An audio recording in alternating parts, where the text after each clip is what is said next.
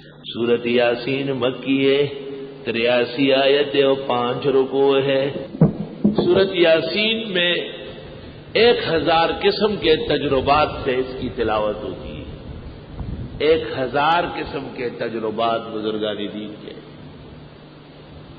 ہر تجربہ جو نص کے خلاف نہیں ہے معتبر ہے اور اس پر عقیدت مندوں کو فائدہ پہنچتا ہے۔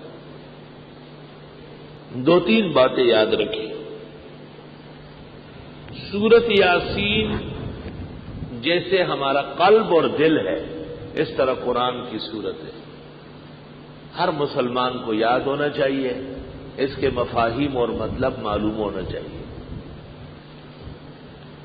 سورت یاسین 24 گھنٹے میں 1 مرتبہ ضرور پڑھیں۔ کبھی بھی 24 گھنٹے گزرے اور آپ نے یاسین نہیں پڑھی ہو، یہ مناسب بات نہیں ہوگی۔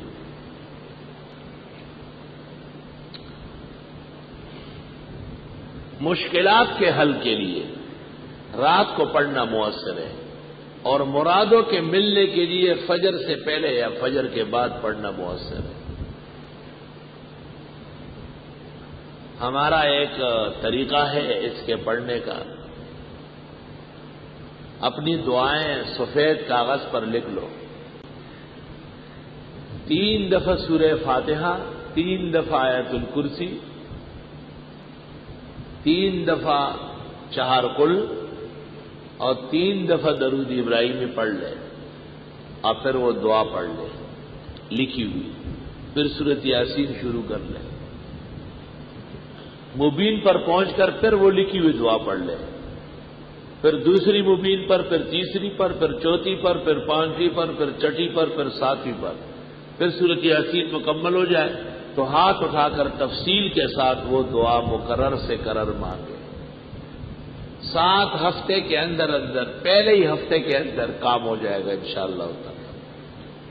سب کو اجازت ہے، جنہوں نے سمجھا نہیں ہے ان کو بالکل اجازت نہیں، جو سمجھ چکے ہیں ان کو اجازت، نہ سمجھ تو حقیقت میں دشمن کتاب و سنت ہے، اس کو وظیفہ دینا تو خنزیر کے گلے میں موتیوں کا ہار ڈالنا ہے،